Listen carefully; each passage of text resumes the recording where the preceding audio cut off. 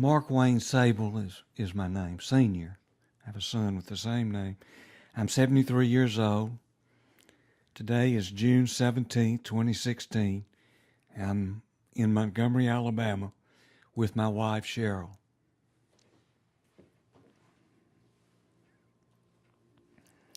My name is Cheryl Sabel. I am 66 years old.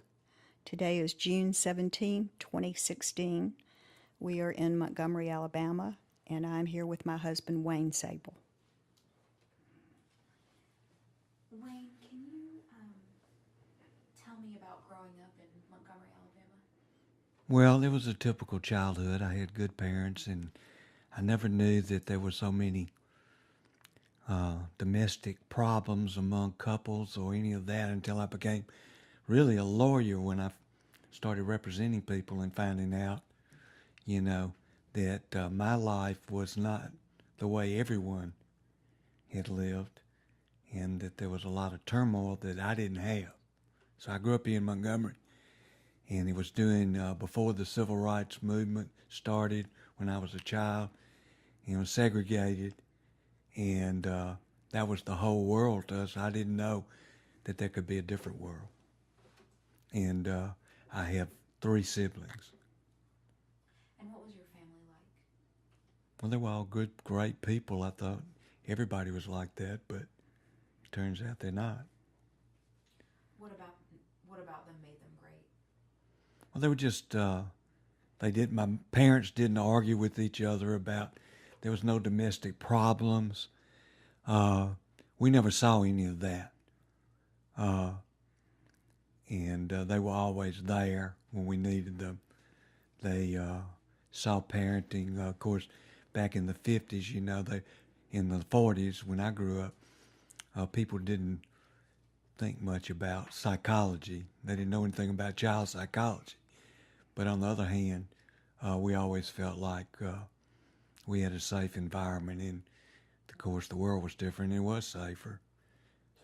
We lived in, so from my perspective, not knowing that all the problems that existed because of the oppression of black people, even though probably almost half of the Montgomery community was black. I didn't know any different. I thought that was the way things worked. So I grew up in a kind of a poisoned, toxic environment, but I didn't know that. And what were the racial dynamics like in your household? Well, my parents, I come from a Jewish background. Never heard my parents use the N-word. That wasn't allowed. But on the other hand, they never talked about the oppression or exploitation of black people either. It just wasn't mentioned. They were, I think, the Jewish people in general in the South, Deep South, were worried for their own situation, afraid they'd be boycotted and that kind of thing. And they tried to blend in, and many times a little too much. But on the other hand, I always heard the stories of what had happened in Europe, and that always colored, my thinking to some extent as a child. And I know my parents, looking back, had a big effect on why they were the way they were. And so did y'all have black staff in your house? Yes, we had, and they were paid. Looking back, I didn't know any of this, but looking back, they were paid very little. And but we always had either a maid, a cook, or both.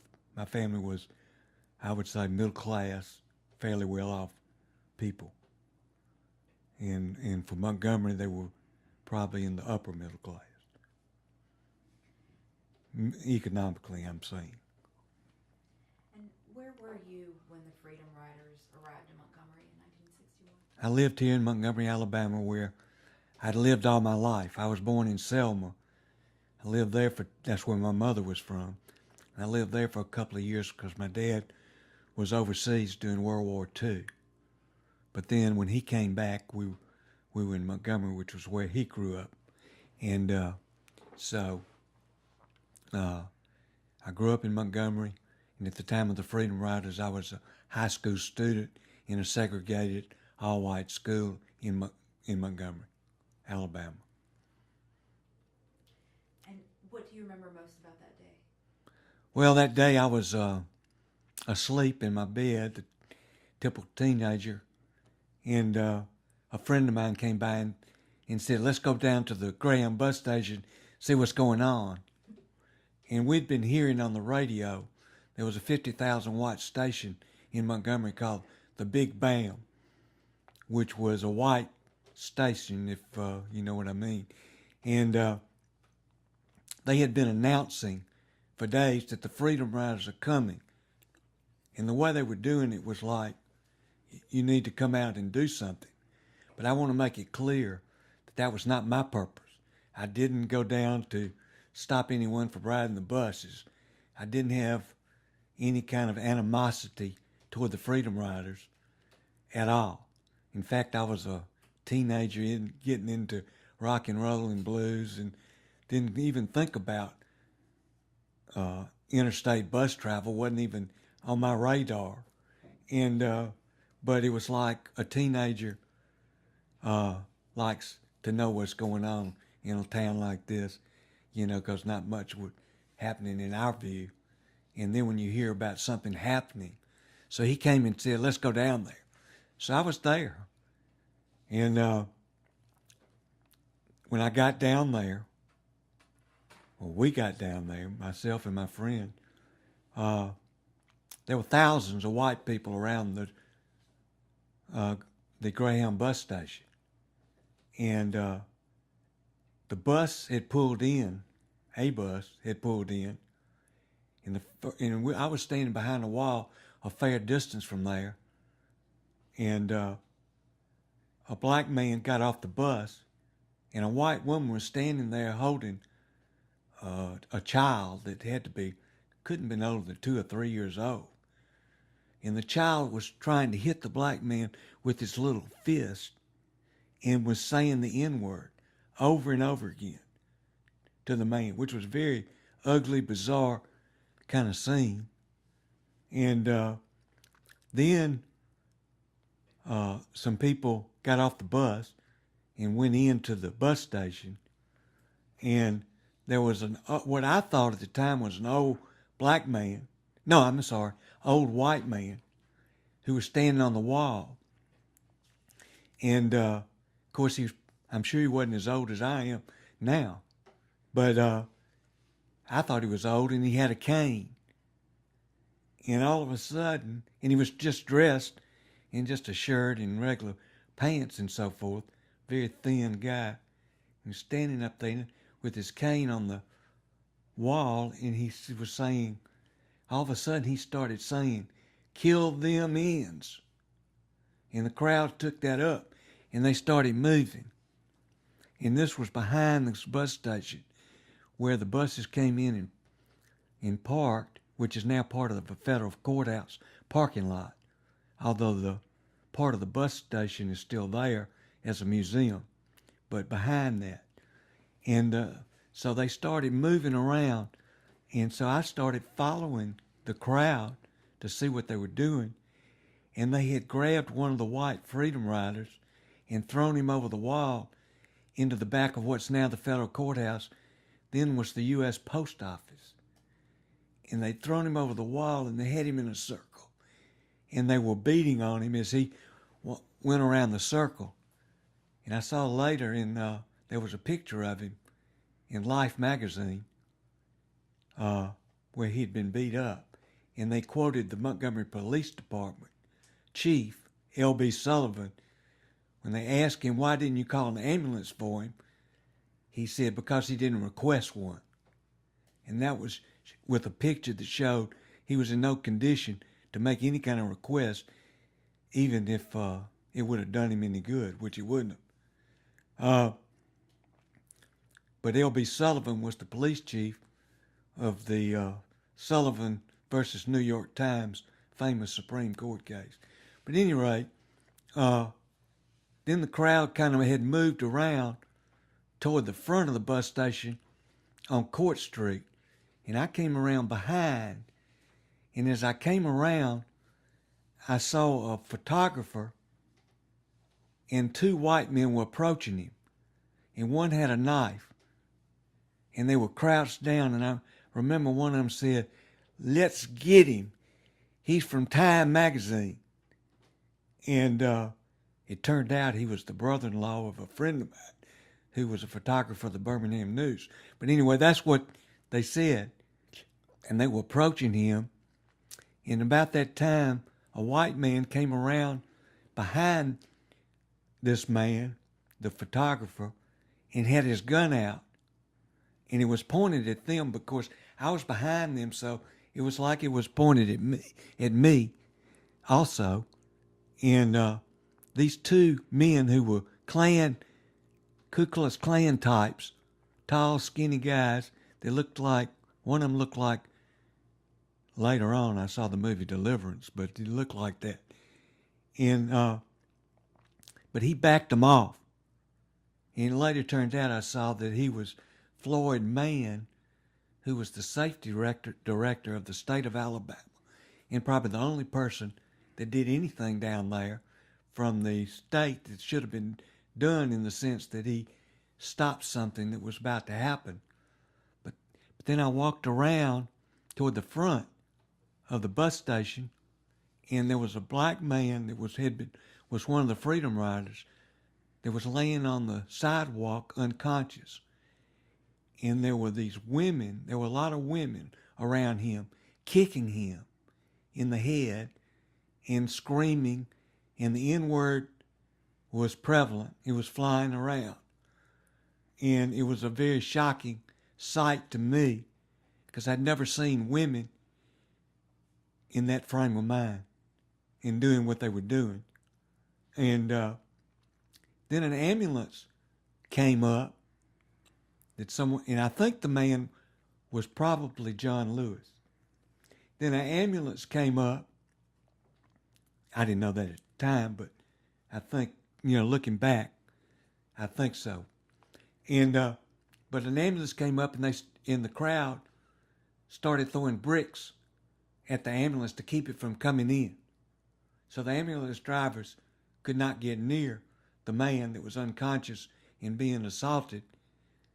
But the ambulance drivers walked up the sidewalk to where he was, and grabbed him by his feet and started pulling him down the sidewalk. And his head, since he was unconscious, was bouncing on the sidewalk. And they pulled him down and got him eventually into the ambulance and went off, I suppose. And I started thinking about the mob that I'd heard my relatives talk about, the mobs in Europe. And I remember my father saying, a man completely changes his character in a mob, can be capable of doing things that he would never do otherwise. Just the mob mentality. And you saw it there. You really saw the mob mentality up close. I did. And then the police showed up. All this time with approximately, 3,000 to 5,000 white mob members down there. There was no police, except I did see one telling people, "You don't go this way," and they were just walking right by him like he didn't exist. But I don't even know if he was armed or who he was or who he was with. But the police, as you would expect, were not there. And later on, of course, it turned out that they had made a deal. The Montgomery Police Department had made a deal with the Ku Klux Klan not to come in, which fit the description of what I saw. And they gave the Klan leeway to do what they wanted to for a certain period of time. And then they showed up, the police showed up when they got ready to show up. And they had their dogs and shotguns and whatever.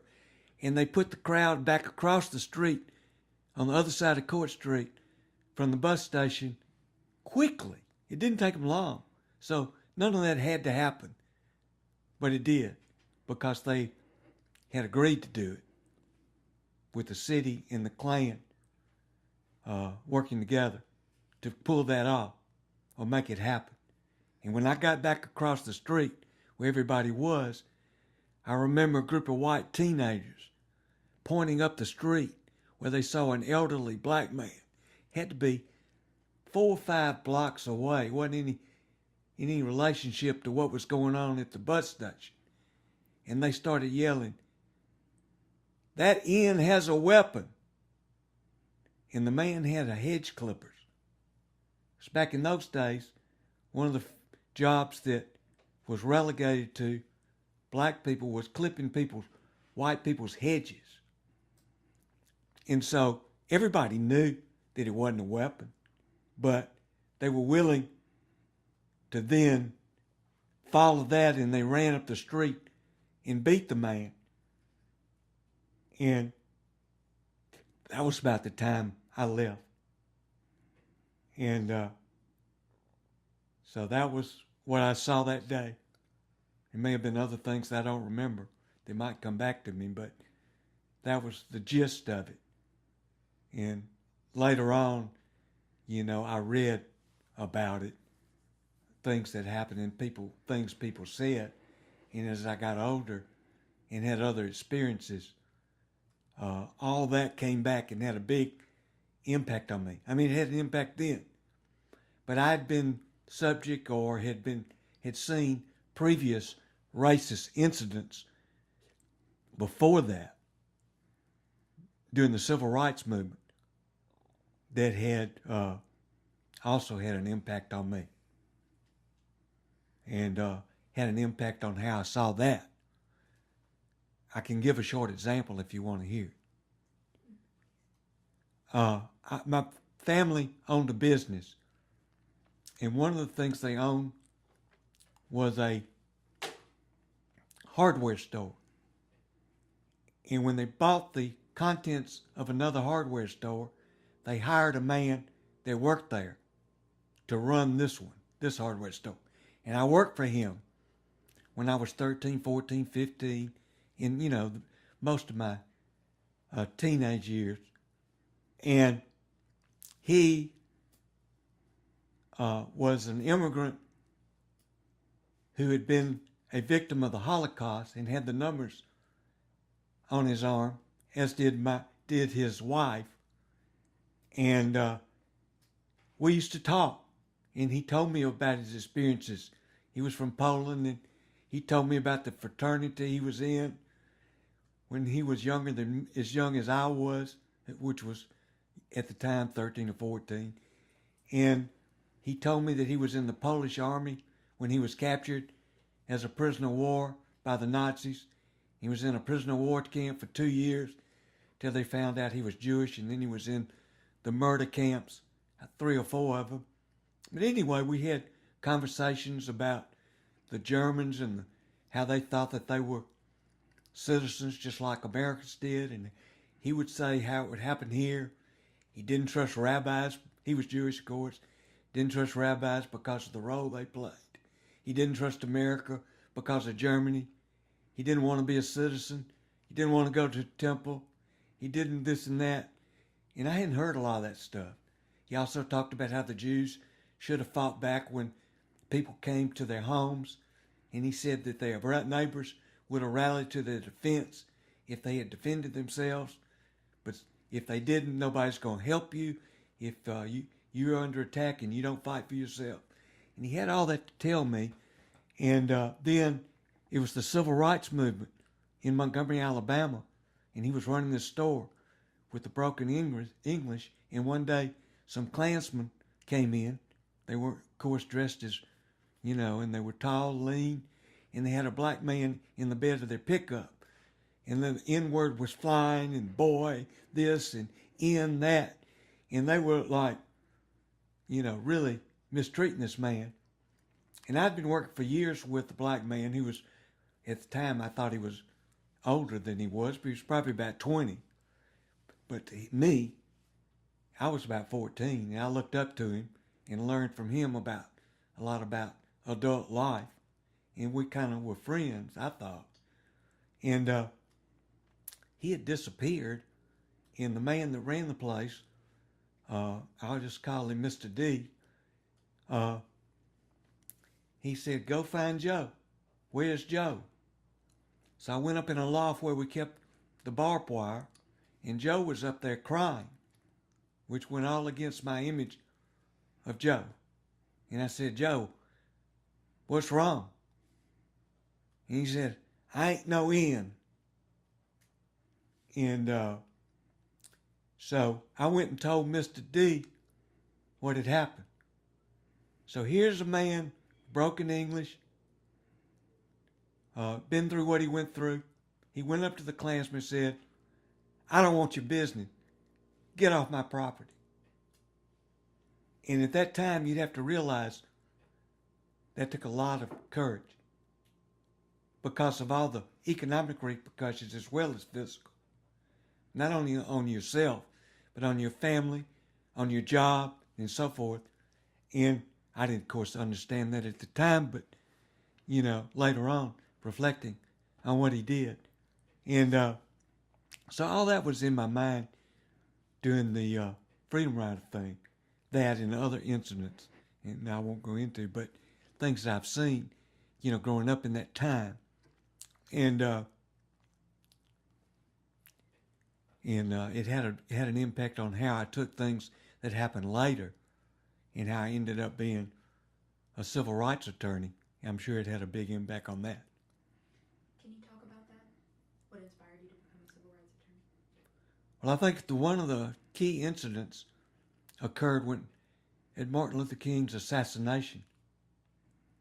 I happened to be in Birmingham, and I was in a pretty rough bar waiting to see my son because I was recently separated, and I had a son that was probably probably 2 years old or 3, and I was waiting, and it was on the television in the bar, the funeral, and like I say, it was a rough bar, it was an all-white bar, and all these people were making all these comments using the N-word, acting if it was some kind of great thing that had occurred, but what really I think got to me was the fact that they were projecting an image of themselves, that they were doing something that took some courage by saying what they were saying in this all-white bar in Birmingham, Alabama, which took no courage. And somehow that really got me to say some things that I shouldn't have said if I'd been smart. I'd have kept my mouth shut, but I didn't because I was infuriated. And I said some things, and things were said back. And I was lucky I got out of there like I did. But it sounds kind of like a minor thing now, and probably to other people, but it had a real big impact on me for some reason. And then I moved to Atlanta. I just said, I'm not going to Montgomery. I can't take it. The mixture of fundamentalism and racism is more than I want to handle right now.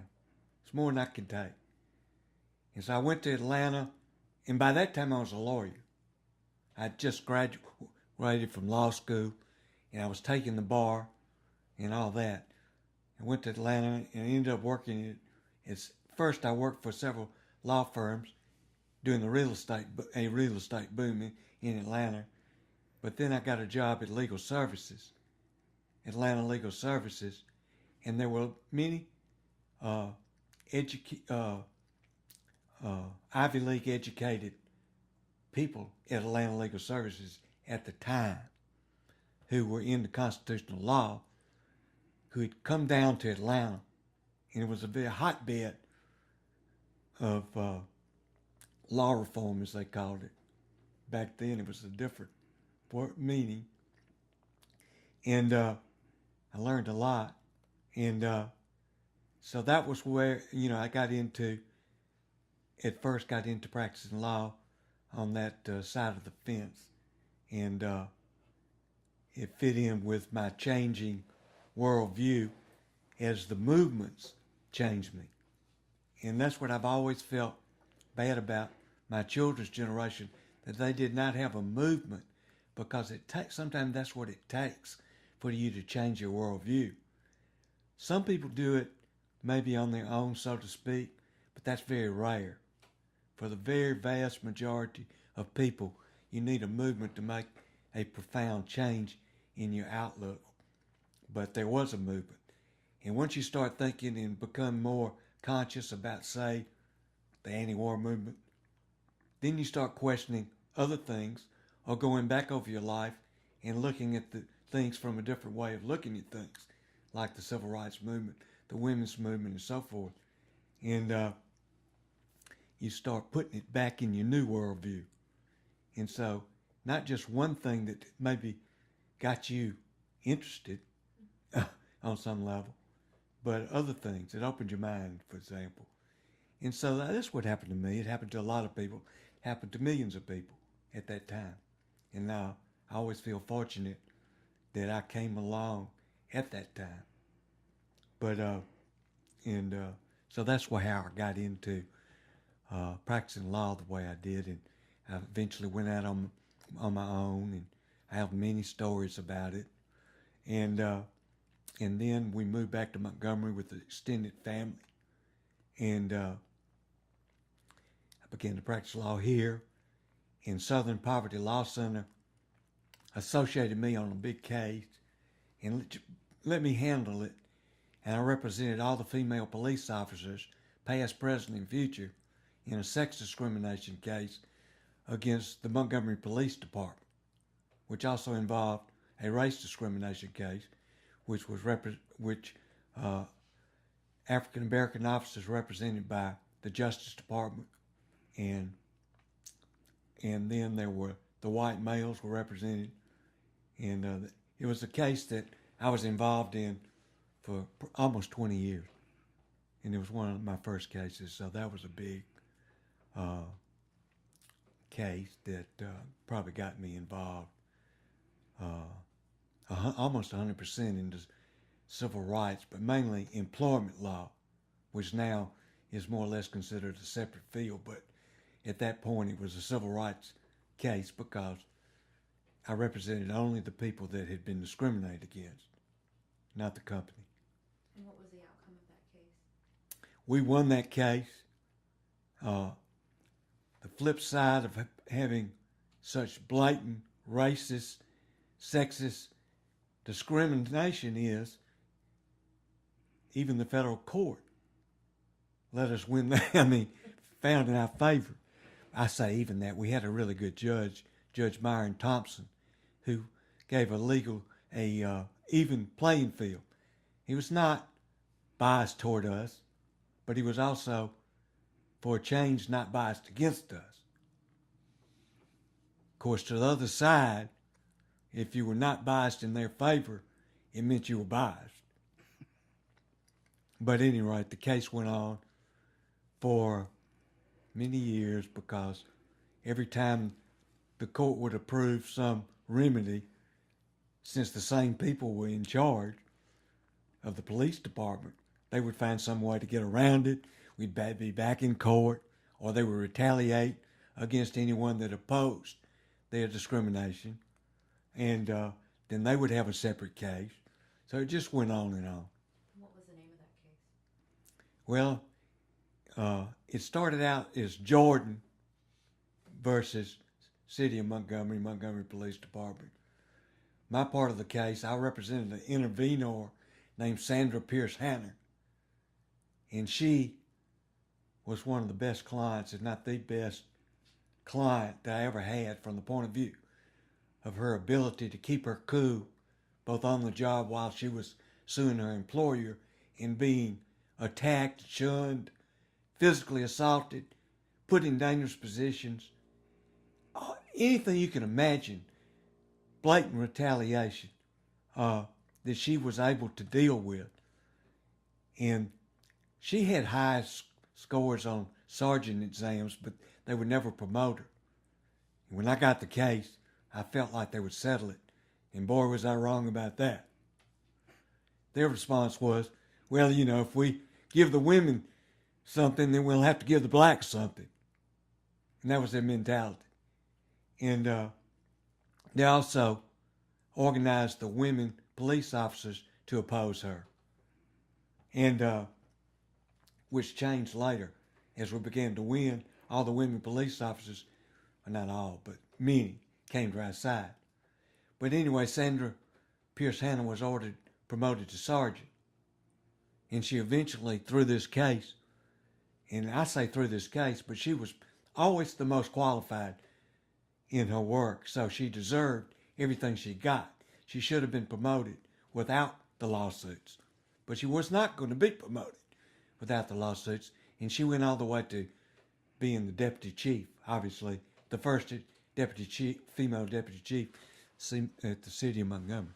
But anyway, so that was a big case. But I was doing many other cases and with other people and that sort of thing. So I have just a couple clarifying questions, and then we'll get to your question, Cheryl.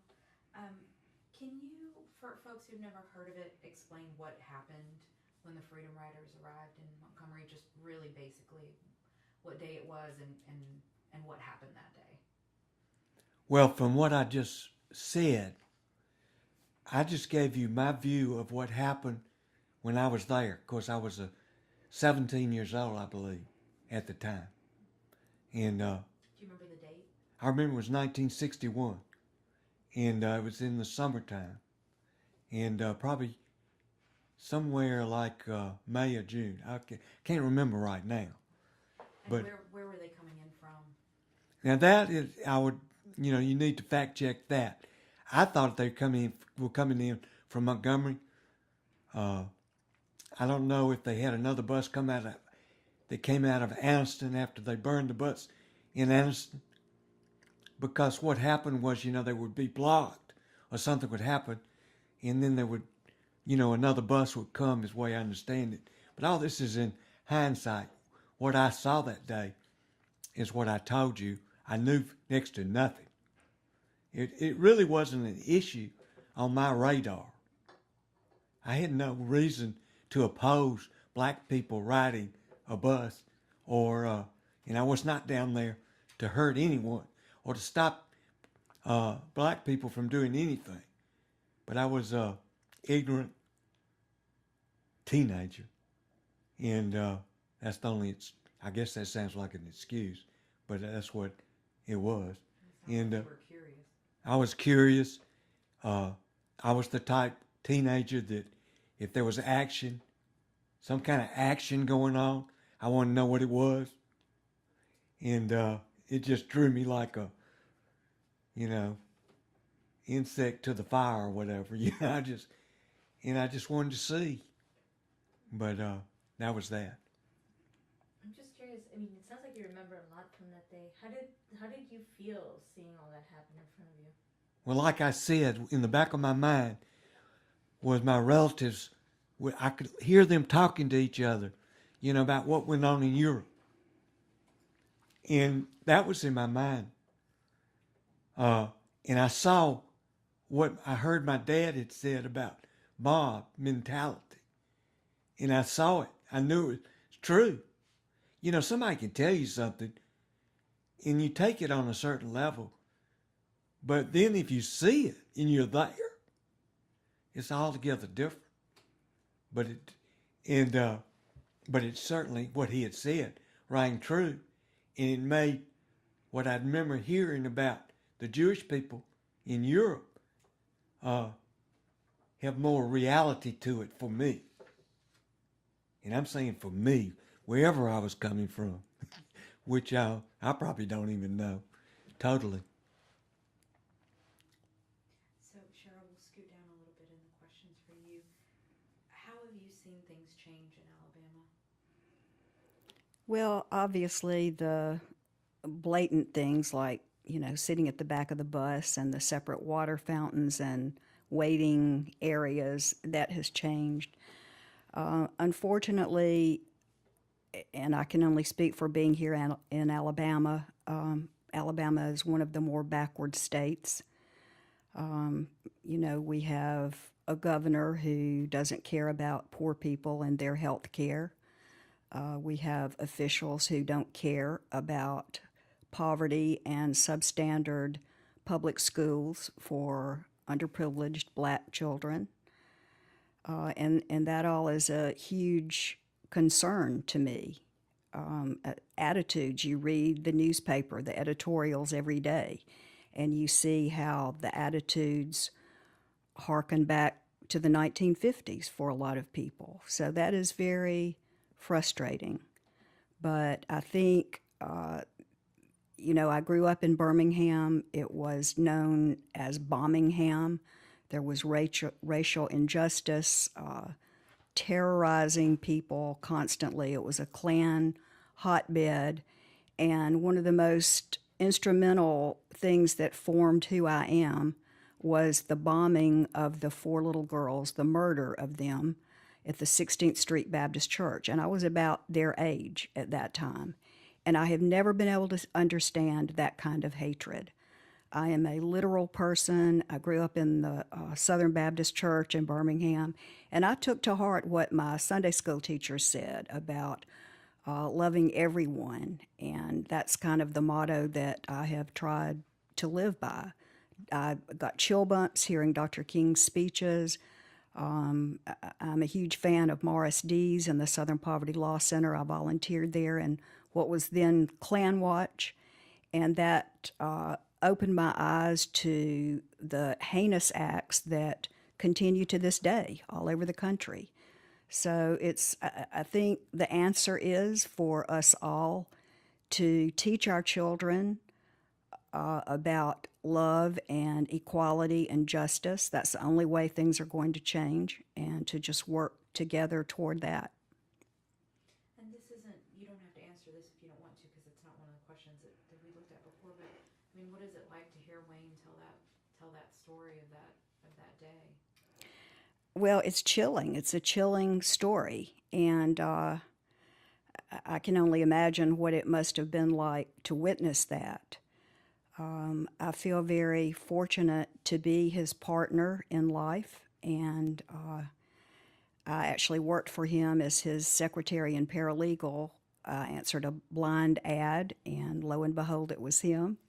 And that was 30 years ago, so we've been together in one form or another ever since. And I have seen him on a day-to-day basis be an advocate for social justice, and he has impacted me. He has helped me find my voice and to have courage to stand strong and to speak out and to teach our children what we know to be important.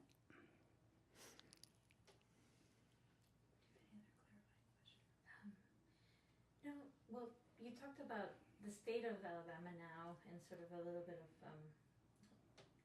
how discouraging it is to see. What are your hopes for Alabama in the future, and for either one of you? Well, one of the things, there have been encouraging things throughout my life, like the different jobs that I have had beginning in the 80s at Southern Poverty, working for Wayne. I then worked for the first woman elected to the Court of Civil Appeals. That was in 1993. As the first woman, she hired the first black person to ever clerk for that court. This is 1993.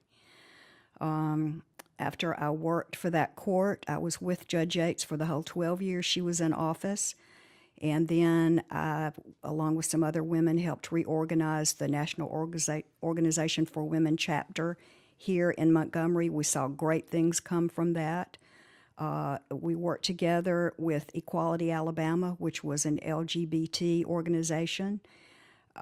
So all of that gives me hope that you have people who care about equality, who join hands, work together, and look toward the future. And we can't give up. It's very demoralizing, all of the killings and the hatred everywhere, the attacks on women, still after all this time, the unequal pay, the not having the right to control our own bodies. But we can't give up. And also I was very pleased that the series Roots has been redone, and we had the opportunity to watch it with our two older granddaughters. When it first came out in 1977, it had a huge impact on me. I had never seen anything like that. And of course, in Birmingham, the elder white people, oh my goodness, this is just going to stir them up. Well, we all needed stirring up. And same thing for the Holocaust series. And so I think that is a wonderful thing that, some people want to say, oh, well, that was in the past. Let's don't focus on that. I think we have to. We have to know who we are, why things are the way they are, and hope that we never go back to that kind of thing. You have anything you want to add? Well, I just say that I look in what I guess where I get some positive input is I know that objectively these people that run the state of Alabama who've attacked immigrants, women, poor people, and so forth, and are still in power, I know that they can't meet the needs of the people. They don't meet the needs of the people. And objectively, I believe that sooner or later, the people of Alabama are going to realize that these people do not meet their needs, do nothing for them, and all that they're getting is a spoonful of hate. They're told, no, we're not going to do anything for you, in effect, except here's a spoonful of hate. That should pacify by you. And I'm hoping that the vast majority of people will wake up to that reality. How many times can someone slap you in the face before you realize they're not on your side? And so I think that's what's happened to the vast majority of people in Alabama. And of course, if you look around the country, where do you see any progressive leadership anywhere in this country? But in Alabama, the toxic mix of religious fundamentalism and racism makes it a little bit more backward, in my view. But I still have that hope. As you could see from the bus boycott, even the most oppressed, exploited area can flip and take the lead in fighting against that oppression. So that can happen again too. So that's my hope. Anything else y'all want to say to each other as we close this? Well, I would say since Cheryl said some very nice things about me, and I could say the same about her. She has also Do you want to tell? colored my opinions and made me think more in terms of maybe not as abstract or as brought my worldview down to the personal in a lot of ways that I didn't have before. And I think that we've kind of been a good partnership that way. And so we've learned from each other.